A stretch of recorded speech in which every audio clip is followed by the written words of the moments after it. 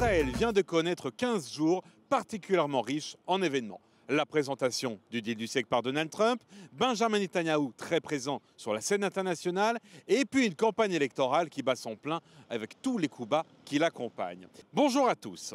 Si vous étiez avec nous la semaine dernière, vous vous souvenez, nous étions dans les implantations en compagnie des habitants qui nous disaient leur point de vue sur un deal du siècle et une nouvelle carte qui les concerne au premier chef. Aujourd'hui, nous sommes cette fois-ci à Tel Aviv, Kikar Rabin. Vous reconnaissez derrière moi cette célèbre place où il y a 10 jours d'ailleurs, un grand rassemblement était organisé contre le deal du siècle de Donald Trump. Alors justement, que pensent les habitants de Tel Aviv du deal du siècle? Se sentent-ils concernés par cette nouvelle carte qui se dessine? Ce sera le thème de cette émission. Bienvenue à vous dans nos conversations. Le deal du siècle et après. Jared Kushner a présenté le plan américain à l'ONU. Mais à part Benjamin Netanyahou, les opposants sont nombreux. De Mahmoud Abbas en passant par l'Europe, toujours campé sur les positions des lignes d'avant 67. D'ailleurs à Tel Aviv, va-t-on vraiment ressentir les conséquences du deal du siècle? Nous vous posons la question.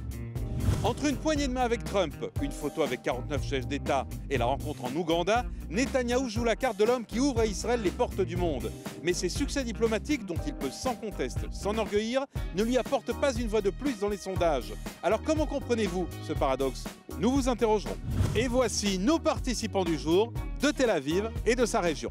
David Tibi, il est chirurgien dentiste, il habite Ra'anana au nord de Tel Aviv. Benjamin Fellous, il est enseignant en histoire au lycée français de Tel Aviv, conseiller à la mairie de Bat Yam. Il habite Bat Yam, juste au sud de Tel Aviv. Marilyn Smadja, elle est cofondatrice de Women Wage Peace, les femmes font la paix, elle habite Tel Aviv. Yuval Rachamim, il est président du Forum israélien des ONG pour la paix, il habite Tel Aviv. Jacques Neno, il est entrepreneur social, il est franco-palestinien et habite Bethléem. Enfin, c'est jusqu'au 12e étage de la mairie de Tel Aviv qu'Emmanuel Halimi nous a apporté ses crayons et ses feutres. Voilà pour le sommaire, alors place à notre premier sujet. Et avant de retrouver les habitants de Tel Aviv à quelques mètres de moi sur le toit de la mairie, retour sur une actualité de la semaine où campagne électorale et deal du siècle se sont retrouvés totalement entremêlés. Le deal du siècle s'invite dans les élections législatives en Israël. Création d'un État palestinien, souveraineté israélienne sur la Judée-Samarie et normalisation avec des pays musulmans. Pour preuve, cette image forte, lors du meeting de Benjamin Netanyahou à Petah Tikva, le candidat du Likoud salue ses amis du Moyen-Orient. Ce soir, c'est justement son bilan diplomatique que le Premier ministre israélien met en exergue dans son allocution. Une stratégie jusqu'ici payante. Regardez ce que nous avons fait en une semaine. Regardez ce que nous avons fait à Washington, à Moscou et en Afrique. Des événements historiques. Ce que nous faisons en une heure, ils ne le font pas en un an. Et ils ne le feront pas du tout d'ailleurs. Après ces pics acerbes à destination de ses rivaux du parti bleu-blanc, Benjamin Netanyahou promet le vote de l'annexion des implantations juives de Judée-Samarie et de la vallée du Jourdain, prévu par le deal du siècle après les élections et pas avant, comme il l'avait annoncé plus tôt. Au risque de contrarier de nombreux habitants des implantations qui la réclament au plus vite. Mais l'homme politique le sait bien, il ne faut pas froisser l'administration Trump. Jared Kushner, le gendre et conseiller du président américain, a été on ne peut plus clair sur le sujet. La mise en œuvre du plan de paix américain après le 2 mars. C'est aussi le vœu pieux de Benny Gantz le même soir, en meeting électoral, mais à Rishon LeZion. Devant un parterre de 400 auditeurs, le chef du parti bleu-blanc fustige les parades diplomatiques de son rival, notamment son récent voyage en Ouganda. Car en l'attente, les dossiers prioritaires à l'échelon national sont laissés pour compte. Mais je pense, mes amis, qu'il faut cesser ces voyages à l'étranger et voyager à Kiryat Shmona et vérifier comment fonctionnent les services de santé à Kiryat Shmona et pas au Soudan. Une diatribe bien accueillie. Impossible pour Benny Gantz de faire l'impasse sur le plan de paix américain. Lui aussi s'est rendu à Washington et a rencontré Donald Trump. Lui aussi a accueilli favorablement ce plan, mais a tout fait pour que son adversaire ne puisse l'appliquer avant le scrutin. En l'attente, le plan de paix crée de nombreuses tensions en Israël et dans les territoires. Un contexte tendu en pleine période électorale. Reste à savoir qui des deux candidats saura le mieux tirer son épingle du jeu. Car pour l'instant, Dans les sondages, Benyamin Netanyahou et Benny Gantz sont au coude à coude et le deal du siècle n'a rien fait bouger d'un iota. Quoi qu'il en soit, les deux rivaux sont paradoxalement confrontés au même problème. Le plan de paix divise. Pour Benyamin Netanyahou, les sionistes religieux ne veulent pas entendre parler d'un État palestinien. Pour Benny Gantz, la liste arabe unifiée a d'ores et déjà déclaré qu'elle ne le soutiendrait pas. Au final, aucun des deux hommes ne serait en mesure de monter une coalition gouvernementale. Le pays se dirigerait vers de quatrièmes élections et le deal du siècle pourrait encore attendre.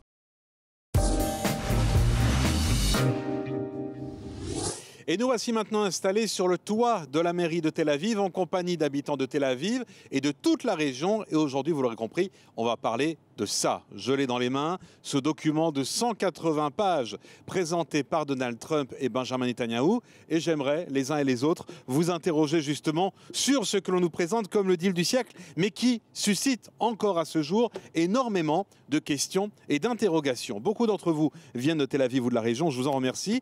Mais Jacques Nénaud, je vais commencer avec vous, parce que vous venez de beaucoup plus loin. Vous faites le voyage depuis Bethléem, vous êtes franco-palestinien, et je vous remercie d'avoir participé à ce débat, sachant que la semaine dernière, on a donné la parole aux habitants d'implantation. Il est important pour nous d'être équilibrés dans cette émission. Il est donc normal qu'on commence aujourd'hui avec vous pour entendre l'avis d'un franco-palestinien sur ce deal du siècle. Quel est le regard que vous portez sur ces 180 pages qui ont été présentées? Bonsoir à tout le monde. Moi, je dirais que c'est tout sauf un accord de paix. Parce qu'un accord de paix qui n'englobe pas tout le monde, qui ne prend pas les revendications de deux belligérants, ce n'est pas franchement un accord de paix. On ne peut pas rédiger un accord de paix entre amis et dire voilà, la partie qui est la victime dans cette histoire doit accepter. Et si elle n'accepte pas, il y aura des sanctions contre elle. Mais comment on fait quand la partie palestinienne refuse, quoi qu'il arrive et quel que soit le plan, de se mettre à la table des négociations? Parce que c'est ce qui s'est passé avec ce deal-là, mais c'est ce qui se passe depuis le début du mandat de Trump, y compris de celui de Netanyahou. Parce que cet accord de Trump, il veut tromper tout le monde. Et donc, il ne prend pas en compte les revendications essentielles des Palestiniens sur Jérusalem-Est, sur les frontières de 67. On parle de territoires occupés. Et donc, on ne peut pas légitimer l'annexion et l'occupation.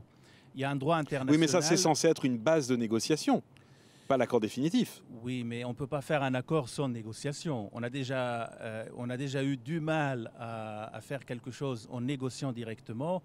Alors, imposer comme ça de haut quelque chose, je pense que ça ne fonctionnera pas. Vous dites que ça ne fonctionnera pas. David Tibi, vous qui habitez la région de Tel Aviv, qu'est-ce que vous êtes dit en regardant ce deal du siècle et les réactions qu'il y a eu les jours suivants? Ça y est, ou tient quelque chose, ou alors vous pensez comme Jacques Nénaud que non, tout cela n'est que du vent? Non, pour moi c'est une opportunité exceptionnelle qui nous est donnée aujourd'hui de réaliser un plan de paix global dans la région. Ce n'est pas simplement régler le problème israélo-palestinien. On parle de subventions, d'aides qui vont être attribuées aux pays qui avoisinent l'État d'Israël. Et juste pour répondre à cher monsieur, je voudrais vous rappeler que tous les plans de paix ont été refusés par les Palestiniens depuis 1947 et qu'à un moment donné, il faut avancer. Et si à votre corps défendant, les Palestiniens aujourd'hui refusent d'avancer, nous, on devra le faire. Et c'est dans votre intérêt. Parce qu'aujourd'hui, investir 50 milliards de dollars et 28 milliards qui vont être attribués à l'autorité palestinienne dans un plan de paix qui va permettre de créer des infrastructures, aussi bien d'eau, pour l'électricité, pour l'éducation, pour la santé, eh bien je crois que là, on tient quelque chose de très bien. Et je pense que la moindre des choses, ce serait de s'asseoir, d'accepter au moins la possibilité de s'asseoir pour commencer à négocier et ne pas rejeter en bloc. Parce que je pense qu'aujourd'hui, il y a un grand pragmatisme dans ce plan, parce qu'il, pour une fois, on intègre des investissements, de l'économie, un développement économique. Et lorsque les enfants palestiniens pourront plutôt penser à vouloir s'acheter une paire de Nike, faire rentrer de la société de consommation, leur donner la possibilité de grandir avec des investissements qui seront faits dans les territoires, dans les futurs États palestiniens, eh bien, je pense qu'ils penseront moins à aller jeter des pierres sur les soldats israéliens. Jacques Nénaud, et pour compléter ce que dit David Tibi, il n'y a rien à garder dans ce plan? Moi, je pense que d'abord, les Palestiniens n'ont pas rejeté des accords qui étaient justes. Si on veut vraiment résoudre le problème, il faut chercher la justice de deux côtés. Et la justice, ce n'est pas imposer des colonies aux Palestiniens, Ce n'est pas imposer un territoire en confetti qui n'est pas viable ni économiquement, ni pour la sécurité des gens qui vivent là-bas. Ce n'est pas imposer l'apartheid. Donc aujourd'hui, cher monsieur, c'est un plan d'annexion. Vous utilisez un mot qui est un peu fort. Excusez-moi, je me permets d'intervenir à ce moment-là, parce que ce mot-là n'est pas du tout à introduire dans un tel débat. Le mot apartheid est très fort, il a une signification très forte. Allez parler de ce qui s'est passé en Afrique du Sud, c'est pas du tout l'apartheid. Justement, c'est le témoignage des gens qui ont vécu en Afrique du Sud quand ils sont venus ici, Ouais. dans l'évêque très connu, Vismont Tutu, quand il est venu en Israël. Et c'était avant même le mur, avant toutes les exactions d'aujourd'hui, avant que les soldats ne commencent à tirer sur les genoux des enfants palestiniens qui manifestent pacifiquement à la frontière à Gaza, dans la plus grande prison du monde. Il comparait l'apartheid d'Afrique du Sud à une promenade dominicale, comparé à ce qui se passe Écoutez, ici. cher monsieur, c'est beaucoup plus fort vous parlez de la plus grande prison du monde. Les murs de cette prison ont été créés par le Hamas lui-même. La violation des droits humains. Et sachez que, excusez-moi, je me permets de vous couper. Parce que, importante qu'en Afrique du Sud. On a entendu, David Tibi. Voilà, juste. Est-ce que vous connaissez le taux de chômage à Gaza et le taux de chômage dans les territoires de Judée-Samarie ou ce que vous appelez la Cisjordanie? Je connais bien le taux de chômage, mais ce n'est pas un non, accord mais c'est important. économique. Si on veut faire la paix, le problème, il est politique. Alors, je vais vous le dire, parce que si vous ne le savez pas, je vais vous donner ce taux de chômage. Donc, le taux de chômage global dans les territoires palestiniens est de 31%. Il est de 58% à Gaza et de 18% en Judée-Samarie. Vous savez pourquoi? Parce qu'il y a des échanges avec Israël. Aujourd'hui, on voit que lorsque Israël a des échanges avec l'autorité palestinienne, ça permet aujourd'hui aux Palestiniens de travailler. Les Arabes palestiniens qui travaillent en Israël gagnent 70% de plus dans leur salaire que s'ils travaillaient pour des sociétés palestiniennes. Donc la paix par l'économie. Par l'économie, tout à fait. Et c'est d'ailleurs le premier volet du plan Trump. On va faire passer la parole. Yuval, j'aimerais vous entendre, parce qu'en ouvrant cette émission, je disais que vous représentez aujourd'hui les ONG israéliennes pour la paix. Quel regard vous portez sur ce plan? Et est-ce que vous faites partie de ceux qui disent il peut peut-être aboutir à quelque chose? Alors les idées entre les mouvements de paix sont très différents. Alors il y en a plus de 100 organisations. Moi personnellement, je pense que c'est pas vraiment un plan de paix. Il faut regarder les motivations des personnes qui ont présenté ce programme. C'est Netanyahou et Trump. Les deux sont très occupés dans leur processus. Et donc c'est plutôt un moyen de les sauver de leur jugement.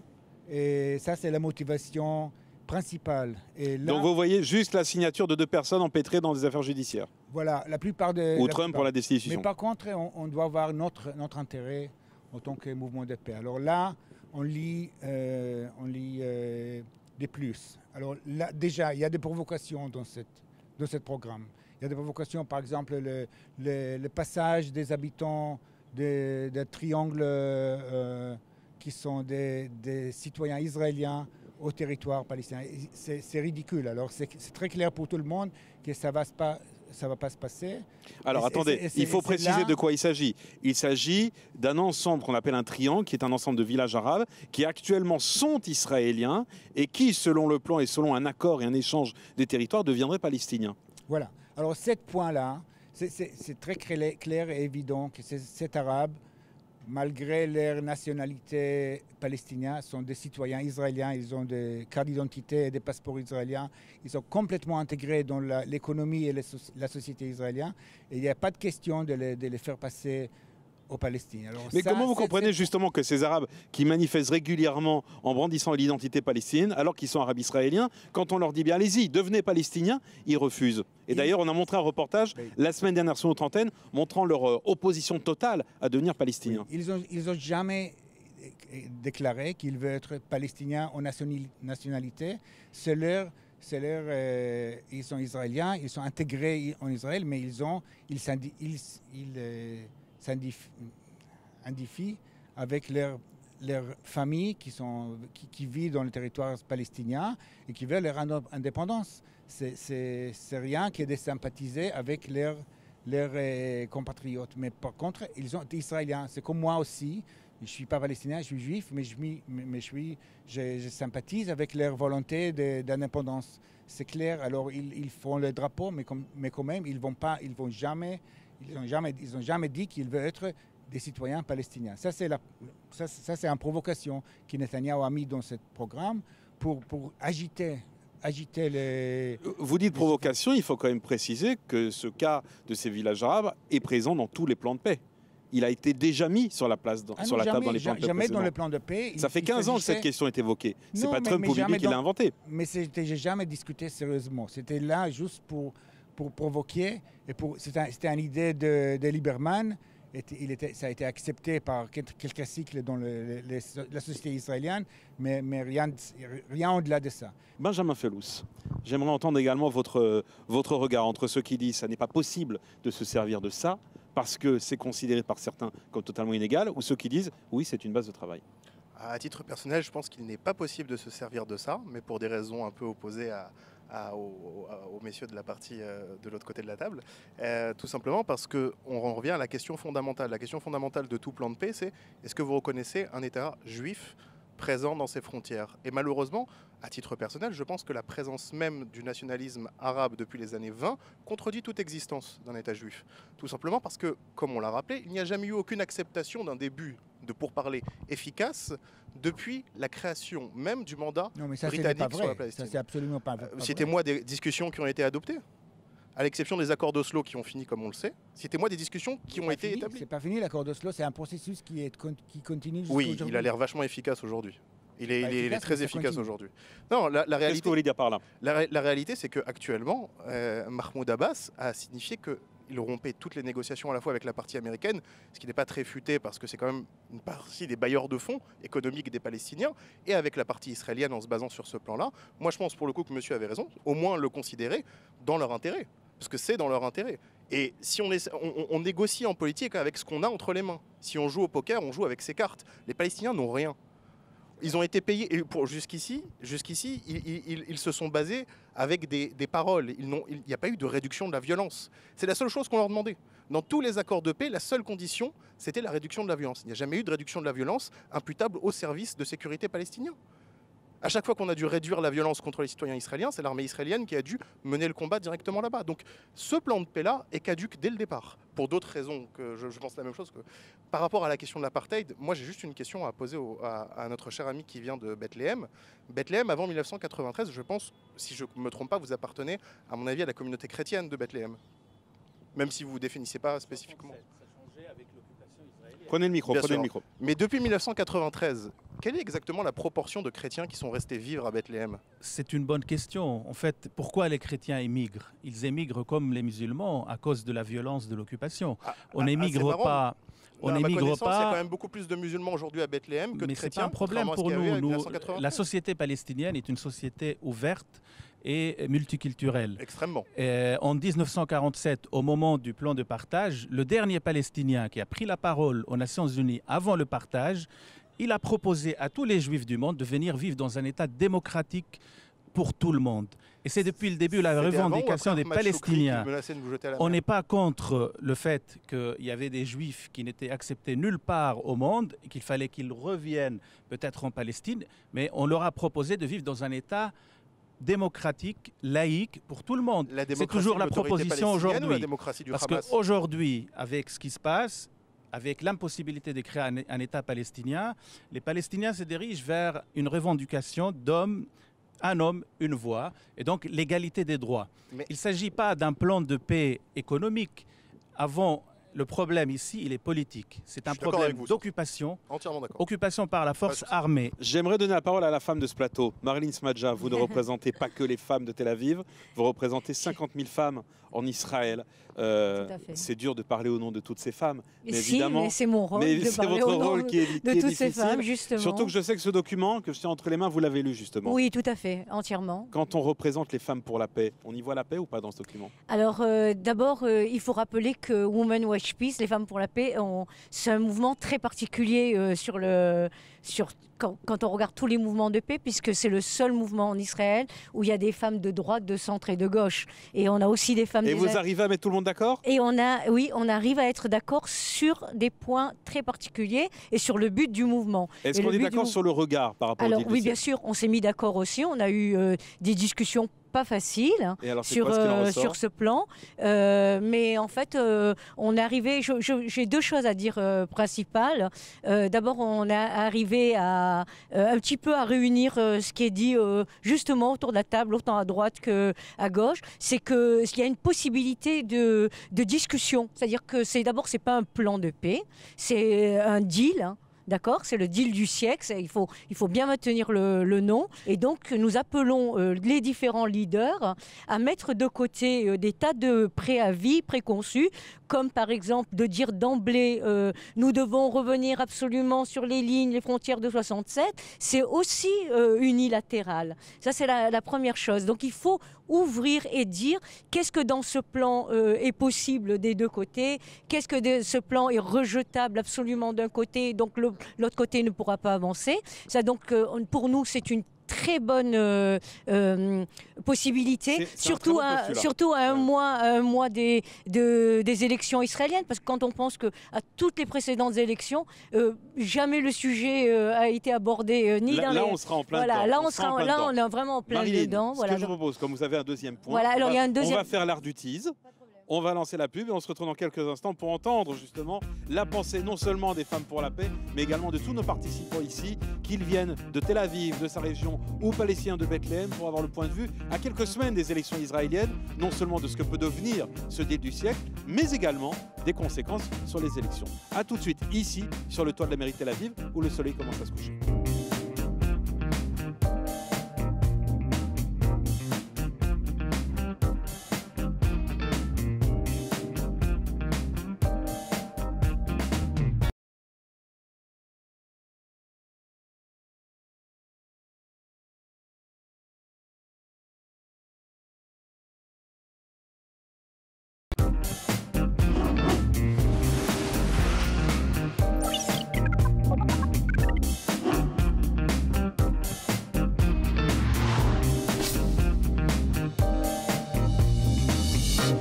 La nuit est en train de tomber sur Tel Aviv et du toit de la mairie, nous observons un paysage absolument magnifique, celui de la ville blanche, sans dormir tranquillement. Et nous, avec nos invités ce soir, eh bien, nous parlons de ça, ce fameux deal du siècle, en compagnie d'habitants de Tel Aviv, de sa région, mais également de franco-palestiniens de Bethléem. Et je vous remercie les uns et les autres d'être avec nous ce soir, parce que c'est évidemment l'avenir de la région qui est en question. Une fois que Jared Kushner, il y a quelques jours, a présenté à l'ONU ce plan, que va-t-il devenir? Y aura-t-il des applications concrètes après les élections israéliennes? Marilyn Smadja, juste avant la pause, je vous demandais votre regard de femme, puisque vous représentez quelques 50 000 femmes israéliennes sur ce plan de paix. Comment vous réagissez justement?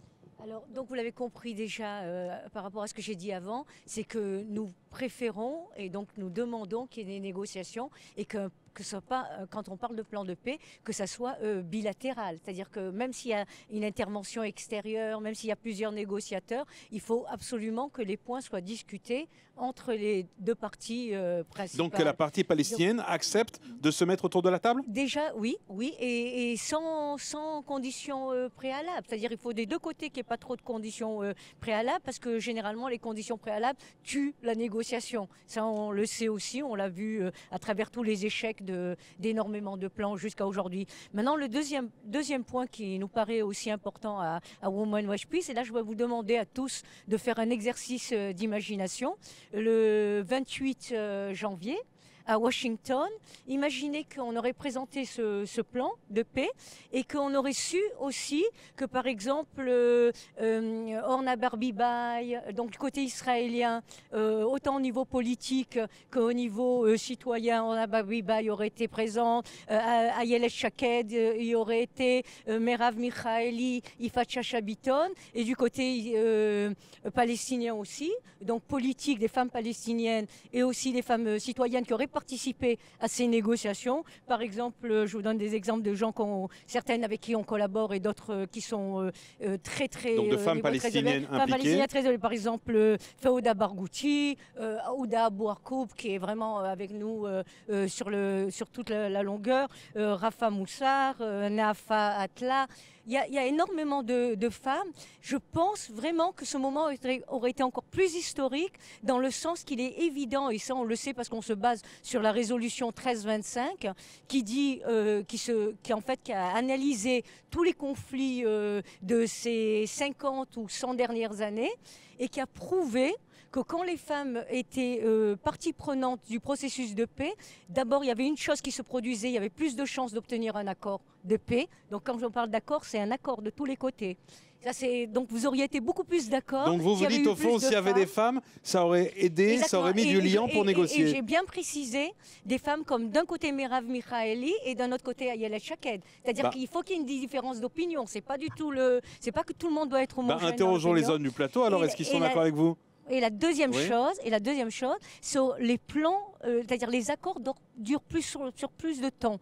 Donc en fait, il faudrait être ou extrémiste ou complètement inconscient pour ne pas faire entrer plus de femmes dans ce processus. Alors le message est lancé. Bon, on va interroger les hommes. David Tibi, plus de femmes en négociation, pourquoi ça aidera? je sais que les femmes ont une capacité pour discuter et faire en sorte que s'entendre qui est peut-être va au-delà de ce que peut faire un homme. J'en ai aucun doute. Mais je pense que le problème sur lequel nous exprimons aujourd'hui va bien au-delà de tout ça. Camp David. Je crois que les concessions faites par Israël ont été exceptionnelles. Ça a été refusé. Aujourd'hui, lorsque on présente ce plan de paix, effectivement, on a la sensation que c'est un plan de paix unilatéral, qu'il va plus dans le sens d'Israël, etc. Et c'est ce que l'autorité palestinienne revendique haut et fort. Mais comment on fait lorsqu'on a proposé des concessions extrêmement importantes et qu'elles ont été systématiquement refusées? Barak a été le plus loin qu'on pouvait aller et c'est systématiquement refusé. Donc on va rester dans cette situation? C'est pas possible. On doit avancer.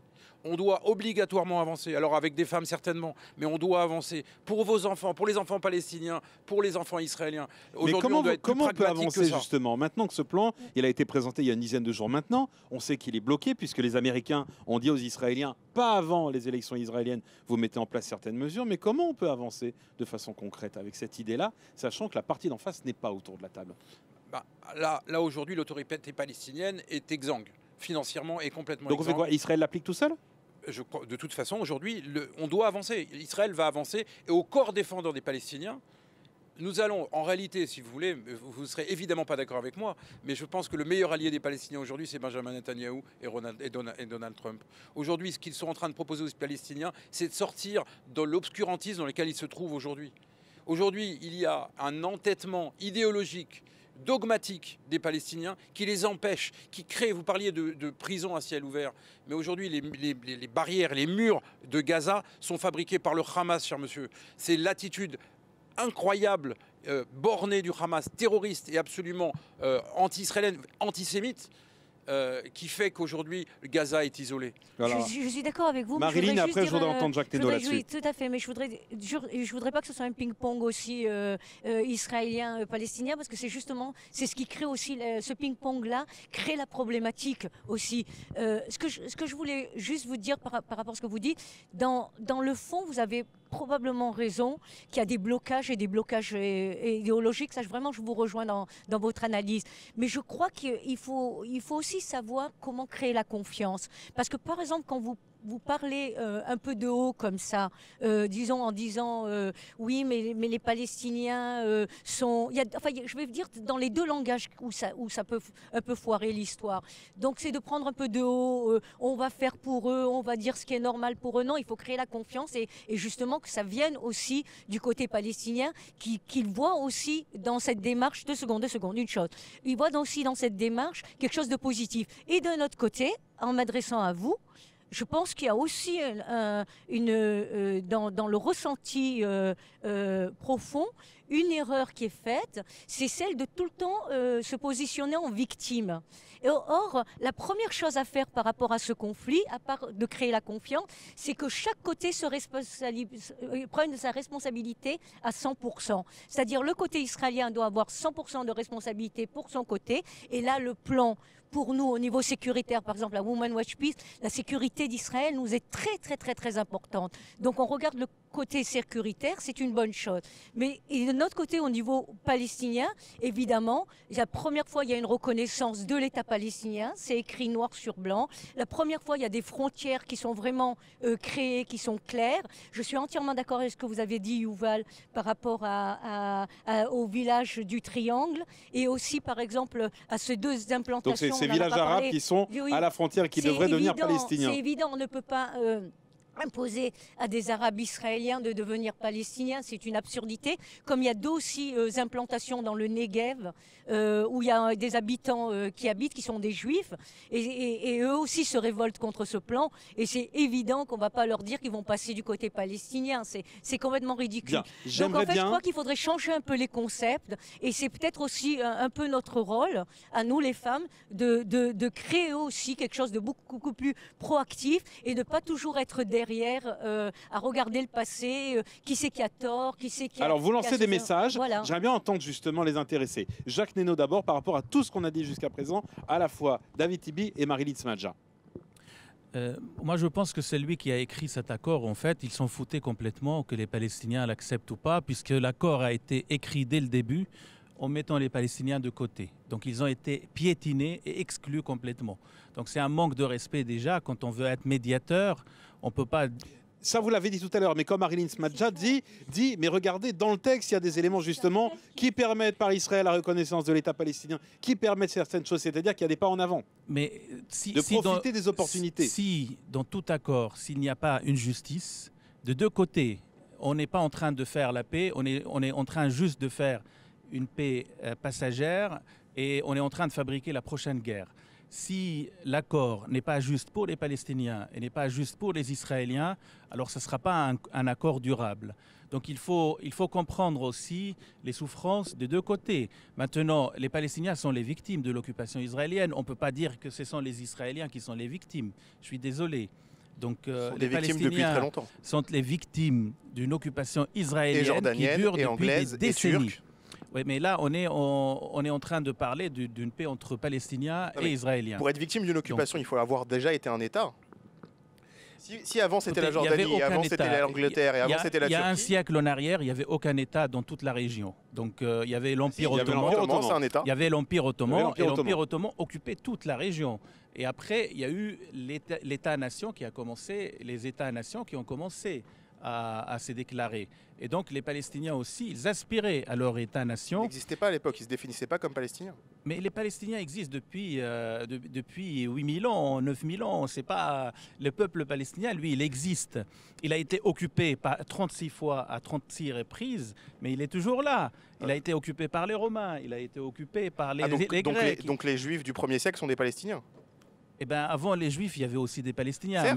Quand Abraham il est venu d'Irak ici, il a acheté son terrain à un Palestinien, un Cananéen. Donc ce sont les ancêtres des Palestiniens. Et les Palestiniens ne disent pas qu'ils sont... Donc pour vous, les Palestiniens sont des Cananéens. Ce que je propose, on ne va pas remonter l'histoire parce que les légitimités des uns et des autres, on ne va pas en sortir du tout. Pardonnez-moi, mais ça, et c'est également ce qu'on lit sur les réseaux sociaux, sur Facebook, à chaque fois il y a des discussions où on se bat justement, qui était là avant, Pardonnez-moi, mais dans cette émission, on essaie au contraire d'avancer et de voir ce qui est positif et qui permet d'aller vers l'avant. Marilyn, on va avancer. Très court. Pour avoir suivi, pas seulement avoir lu le plan, mais pour avoir suivi tout le processus du travail de Kouchner et de son équipe. Et moi, je peux vous dire que je m'extrais complètement du travail de Netanyahou dans cette histoire-là et du travail de Trump. C'est un travail de Kouchner et de toute son équipe. L'année dernière, Kouchner a rencontré 37 fois Mahmoud Abbas. 37 fois. Donc quand vous dites, monsieur, que c'est sur la tête des Palestiniens, que les Palestiniens n'ont pas été pris en compte et tout, vous vous trompez, vous donnez un fait qui est complètement faux. Les Palestiniens ont participé à énormément de discussions. Qu'ils n'acceptent pas certaines choses, qui refusent en gros ce plan, c'est un autre problème. Ça, c'est le premier point que je veux dire. Mais il ne faut quand même pas avancer des faits qui sont faux parce que ça empêche de tourner en rond. Maintenant, une histoire de victimisation, ok, et qui n'avance rien et qui n'est vraiment pas à votre avantage. Le côté israélien aussi peut dire que, par exemple, nous sommes victimes du terrorisme. Et c'est aussi une très grosse problématique pour nous, parce que la sécurité d'Israël est quelque chose qui pèse énormément. Quand vous parlez aux Palestiniens, et moi je parle avec beaucoup de Palestiniens, avec des jeunes Palestiniens, et les jeunes le disent tous, et il y a des travaux de recherche maintenant qui viennent de sortir, tout ce que vous dites sur les trucs de 67 et sur Mahmoud Abbas, tout ça, pour eux, ils ont un mot, ils l'utilisent même en français. Ils disent « passé ». C'est passé, c'est passé, c'est passé. Alors monsieur, si vous voulez faire avancer vos jeunes, votre peuple et tout, il faut regarder quelles sont les solutions maintenant. Qu'est-ce qu'il y a à faire maintenant? Mais de revenir tout le temps dans ce système-là, et aussi du côté israélien, vous êtes rentrés aussi vous là-dedans, et l'histoire ceci, et le ceci, cela, et cela. Non, c'est comme l'histoire de Lot dans la Bible. Dans l'histoire de Lot, dans la Bible, ils sont sortis de Sodome et Gomorrhe, et justement, le malheur a voulu que ce soit la femme, justement, qui regarde en arrière, et elle a été quoi? Transformée en statue de sel. Si vous voulez être transformé en statue de sel, c'est exactement ce qu'il faut faire, c'est tout le temps revenir en arrière, tout le temps dans la victimisation, tout le temps dans le même système. Et je pense qu'aujourd'hui, il faut aller de l'avant, hommes et femmes ensemble. Alors, on va nous essayer d'aller de l'avant après cette mise au point signé Marinit Smadja. J'aimerais savoir pour les uns et les autres les suites. Parce que la suite de ce plan de paix, quoi qu'il en soit, ce sont d'abord des résultats. Les résultats d'élections israéliennes. Dans une quinzaine de jours maintenant, 3 semaines, il va y avoir ce 3e scrutin. Est-ce qu'il va enfin permettre la formation d'un gouvernement? Moi, j'aimerais d'abord vous demander aux uns et aux autres, à qui va profiter toute cette séquence? Est-ce qu'elle va profiter, oui ou non, à Benjamin Netanyahu, Benjamin Fellous, quand on voit dans les sondages, eh bien, que les pro-Bibi restent pro-Bibi avant ou après le plan de Trump et que les pro-Bibi ou anti-Bibi restent les mêmes également après les différents voyages menés par Benjamin Netanyahu, notamment, on l'a vu la semaine dernière, en Ouganda, avec certains succès diplomatiques. Alors, à titre personnel, je pense que ça va avoir un effet pro-Bibi parmi les abstentionnistes du Likoud. Ceux qui ont causé, entre guillemets, la non-élection, la non-reconduction à un réel gouvernement et qui n'ont pas assuré la majorité définitive à la droite cette fois-ci, ce sont les abstentionnistes du Likoud. Des gens qui auraient voté Likoud s'ils s'étaient tout simplement déplacés de chez eux.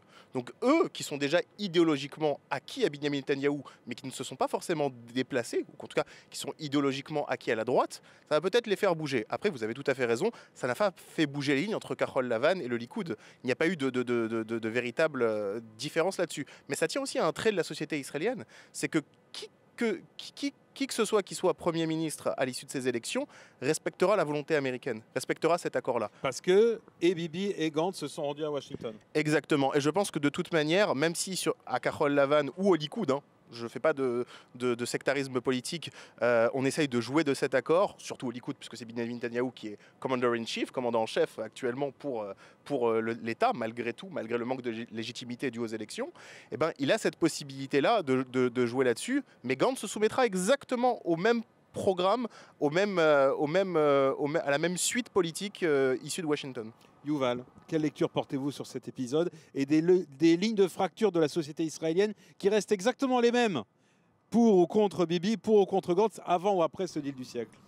Oui, ça va rester, bon, le sondage montre que ça va rester le même. Je pense que Bibi essaye de gagner le temps avec ce programme et de gagner un peu de voix, quelques voix de plus. Mais par contre, il y a le processus qui avance et je ne sais pas s'il va avoir le mandat de faire les prochains gouvernements. Alors dans ce cas, ce ne sera pas le gouvernement de droite, de Bibi. Et l'interprétation de cette papier, de ce programme, va être différente. Ce n'est pas la même chose que Gantz va accepter tout ce qu'il y a ici. Mais par contre, je pense que Gantz va respecter ce papier en tant que redémarrage des processus. Et alors, là, alors, quelle est la différence aujourd'hui entre un Gantz et un Bibi sur ces problématiques-là? Bibi regarde l'avantage pour la droite, par exemple l'annexation. Il voit que le bénéfice pour Israël, il ne voit pas le processus. Il voit que va Israël ou la droite gagner de ce papier. Je pense qu'il ne voit pas les droits des Palestiniens. Évidemment qu'il ne veut pas un État palestinien, il ne veut pas les capitales de l'Est de Jérusalem. Tout ce qu'il voit là-bas, c'est l'annexation des colonies et les vallées Jordanie. David Tibi, sans gagner un siège dans les sondages. Je me méfie beaucoup des sondages, mais oui, c'est ce qu'on dit à chaque fois quand on n'est pas d'accord. C'est vrai. Mais il y a quand même quelque chose à analyser dans cette apathie ou une forme d'indifférence de la société israélienne. Oui, bah, ça fait quand même 1 an qu'on nous appelle à voter. Ça fait la 3e fois qu'on nous appelle à voter. Il y a une forme de lassitude d'aller déposer son bulletin de vote. Donc effectivement, il y a peut-être cette lassitude qui va jouer. Mais si on essaye d'être pragmatique et de regarder le bilan. Aujourd'hui, ce qu'a fait Benjamin Netanyahou au niveau économique et aussi donc au niveau de toutes ces démarches diplomatiques et donner un grand coup de pied dans la fourmilière parce que pour moi, comme je vous l'ai dit, ce plan, ce grand deal, d'ailleurs c'est pas un plan de paix, c'est un grand deal, c'est un concept complètement différent. Ce grand deal fait et doit faire avancer les choses. Si on juge de façon pragmatique tout cela, normalement la société israélienne devrait soutenir plus Benjamin Netanyahou. Et par contre, si on continue le lynchage médiatique tel qu'il est présenté aujourd'hui de façon assez générale dans les médias israéliens... Ça revient toujours sur la faute des médias. Oui, non, c'est toujours la faute des médias. C'est toujours nous. C'est pas obligatoirement tous les médias. C'est un lynchage médiatique. Marilyn Smadja, vous en tant qu'habitante de Tel Aviv, justement, et là, je ne parle pas à la porte-parole. J'habite Ramat Gan, mais c'est pas très loin Tel Aviv. Je ne parle pas à la porte-parole, je parle à l'individu Marilyn Smadja. Qu'est-ce que ça change pour vous en tant que Tel Avivienne ou habitante du Grand Tel Aviv, ce deal du siècle? Ça va changer quelque chose dans votre quotidien? D'abord, je pense que toute cette histoire, toutes les guerres et toutes les histoires de processus de paix a un impact sur tout Israël. Et que même si très souvent Tel Aviv est perçue comme une bulle, elle n'est pas une bulle. Ça a été prouvé aussi que le nombre de gens qui vont à l'armée de Tel Aviv, ça touche tout le monde. Donc moi je me sens, et en plus je suis israélienne avant d'être Tel Aviv, et profondément israélienne et très impliquée dans mon pays que j'adore. Donc évidemment, je me considère d'abord avec tout le pays, quel qu'il soit, et je ne me visionnerai pas comme qu'est-ce qui se passe pour moi à Tel Aviv. Ce que je voulais juste dire quand même pour les élections, par rapport à votre question précédente, parce qu'elle est quand même beaucoup plus intéressante pour moi, c'est le fait... Pardonnez-moi, celle-là aussi, elle était... tout à fait. C'est bien parce que Tel Aviv, bon, c'est sympa. C'est important pour ici, ceux qui nous regardent. Non, mais je vous posais cette question-là, Marilyn Smadja, parce que ceux qui nous regardent disent souvent Tel Aviv, c'est une bulle, c'est la danse, c'est la fête, et nous, on doit raconter la réalité, qui est bien différente. Je suis confrontée, écoutez, je vais vous dire une chose, on parle, Yuval l'a très bien dit tout à l'heure, il a parlé aussi des clivages un peu politiques, et vous avez parlé de toute l'importance sur la scène internationale. Moi je suis dans l'enseignement et je suis professeure, chercheuse, mais je suis aussi sur le terrain. Et je vois tous les jours des enfants pauvres où nous, les professeurs, on leur fournit aussi des choses. Donc je peux vous dire que, et ça se passe au centre du pays. C'est au centre du pays, c'est à peu près à 20 minutes, une demi-heure de route d'ici. Et hier, on a donné des manteaux et des chaussures que j'ai amenées de la maison. Et toutes les années, je fournis des ordinateurs, tout ça et tout. Il y a une pauvreté terrible, 800 000 enfants. Il y a les gens dans les hôpitaux, il y a partout. Donc, franchement, la périphérie, c'est aussi très souvent aussi le centre du pays. Il ne faut pas l'oublier. D'accord. Sur les élections, vous voulez réagir aussi parce que c'est quand même le prochain enjeu qui arrive. Je vais vous dire, on est tous ici, à part vous qui êtes épargnés fort heureusement, on en a marre de ces 3 scrutins et je crois que vraiment la première chose à faire, c'est faire un appel au vote, que les gens aillent voter. Nous, à Women Watch Peace, on vote autant à droite, au centre et à gauche. Donc, comme vous comprenez, je ne suis pas partisane et je ne vais certainement pas prendre une position pour l'un comme pour l'autre. Mais vous dites allez voter. La majorité des Israéliens, sachez-le, veulent des accords politiques et ne veulent pas du tout contrôler un autre État. Donc le mot apartheid, c'est un mensonge total quand on parle d'Israël et c'est important de corriger aussi ce mensonge. Jacques Nénaud, et c'est vous qui aurez le mot de la fin. Peut-être pas revenir là-dessus parce qu'on en a parlé beaucoup depuis le début de l'émission, mais là, comme le dernier quart d'heure, on a parlé des prochaines élections israéliennes. Vous, en tant que Palestinien qui habitez Bethléem, qu'est-ce que ça va changer pour vous, que ce soit Bibi ou que ce soit Gantz? Je pense que pas grand-chose. Comment on voit d'ailleurs Gantz à Bethléem? Il n'y a pas de différence entre les deux, franchement. Donc voilà, on pense quel que soit le vainqueur du scrutin, la réalité sur le terrain ne changera pas pour les Palestiniens. Le statu quo, il est là. Et on se dirige vers une annexion pure et simple des colonies et vers un renforcement de l'apartheid les Bantoustans dans lesquels vivent les Palestiniens. Bon, on ne va pas relancer le débat, pardonnez-moi, parce que vous dites des mots vifs. Ce serait bien de terminer sur une note peut-être positive. Est-ce que vous avez une note positive pour terminer cette émission? Bien sûr, le deal du siècle, il a unifié les Palestiniens. Ça faisait déjà 10 ans qu'ils n'arrivaient pas à discuter entre le Hamas et le Fatah. Maintenant, il est possible d'atteindre un accord entre Palestiniens pour faire des élections libres, mais pas à Jérusalem-Est, puisque Jérusalem-Est est toujours occupée, même annexée. Donc, mais en tout cas, élection libre, puisque Mahmoud Abbas est seul au pouvoir depuis une quinzaine d'années. Et ça, il en faut. Il en faut côté palestinien. Côté donc, israélien, il y en a eu 3. La démocratie palestinienne. On espère, nous, en avoir nos élections aussi. C'est à peu près ça. Merci à tous d'avoir participé à ce débat qui était intense, mais qui, j'espère, vous a aidé, vous a permis de comprendre un petit peu mieux les enjeux du plan de paix ici, depuis le toit de la mairie de Tel Aviv, où la nuit est désormais tombée derrière nous. Et je vais rejoindre Emmanuel Halimi, qui a dû crayonner aussi dans l'ombre. J'espère que vous pouvez apercevoir derrière moi tous les splendides buildings de Tel Aviv. Cette nuit unique au monde et les gens du monde entier viennent d'ailleurs l'admirer ici à Tel Aviv. Voilà, cet appart est fait, c'était pour faire gagner quelques secondes, mon cher Emmanuel. Bonsoir. Bonsoir Benjamin. Bon, alors il vous a inspiré notre débat? Oui, comme toujours, comme toutes les semaines, c'est toujours très vif, très vivant. Moi, ce qui me tape un petit peu à l'œil, c'est Benjamin Netanyahou qui se transforme un petit peu en Tintin. Ça veut dire qu'on le retrouve de partout, dans tous les sujets d'actualité, et on va le voir tout de suite. Alors là, vous nous avez fait une saga Tintin. Exactement. Tintin Netanyahou. Ok, alors on commence. On a les aventures Bibi en Amérique. Bibi en Amérique. Donc finalement, c'est Benjamin Netanyahou qui va en Amérique pour entamer les procédés de négociation de ce deal du siècle. On le voit le brandir ici. On le voit brandir ici avec un sourire rieur, presque narquois. Il y en a un qui est attaché là. Oui, c'est Mahmoud Abbas qui est sur un poteau parce que finalement, ce qui ressort de ce deal du siècle, c'est un petit peu la défaite des Palestiniens. Alors ça peut paraître cynique, ça peut faire frémir certains, ça peut faire sourire d'autres, mais en tout cas c'est un petit peu ce qui ressort, c'est que... oula, vous relancez le débat, on va le passer aux participants pour voir ce qu'ils en pensent. Tenez les feuilles Emmanuel avant que tout ne tombe, voilà, ça devait arriver. Alors, toujours dans notre saga des Bibi. Eh oui, il y avait Tintin au pays des Soviets, il y a Bibi chez les Russes. On a retrouvé Milou. Évidemment, il y a Milou comme toujours, et il y a Bibi. Pas Sarah là. Non, il n'y a pas Sarah, mais il y a Nahama Issachar, puisque Netanyahou a été la semaine dernière, enfin il y a 2 semaines maintenant, en Russie pour rencontrer Poutine, pour justement lui présenter ce deal du siècle proposé par Donald Trump. Et il est revenu avec la prisonnière israélienne Nahama Issachar, qui avait été accusée de trafic de drogue. Et il a obtenu la grâce finalement présidentielle de Poutine. Donc c'est la suite des aventures de Bibi chez les Russes. Alors, épisode suivant, attention. Eh ben voilà, on a Bibi en Chine. Jusqu'en Chine, Bibi et le coronavirus.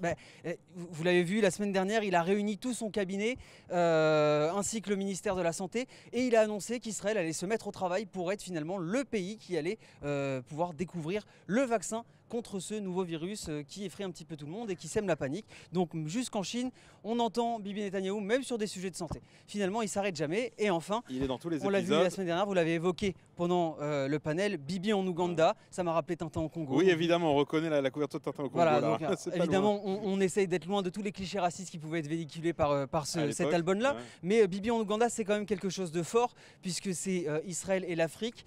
C'est des relations qui finalement attendaient d'être faites, puisqu'il n'y avait pas vraiment de conflit, mais il n'y avait pas vraiment d'amitié non plus. Et puis l'Ouganda, c'est un symbole fort pour Netanyahou, puisque c'est là-bas que son frère est décédé en opération. Donc finalement, si exactement pendant l'opération Entebbe, donc si aujourd'hui il y a des relations avec l'Ouganda, c'est quand même un fort symbole sur lequel on peut terminer cette émission. Bravo mon cher Emmanuel pour cette belle saga, j'espère que vous allez en vendre autant que Hergé. Merci à vous également d'avoir participé à ces conversations, ici depuis le toit de Tel Aviv. Je remercie d'ailleurs pour remercier la mairie de Tel Aviv. On se retrouve évidemment la semaine prochaine pour d'autres conversations et je vous donne déjà la date. À la fin du mois, le mercredi 26 février, nous allons organiser un grand débat avec tous les représentants francophones de tous les grands partis politiques israéliens. Et si vous voulez participer à ce débat, vous y rendrez assister. L'adresse s'inscrit à l'écran. Et quant à moi, je vous retrouve la semaine prochaine dans une autre ville pour d'autres conversations.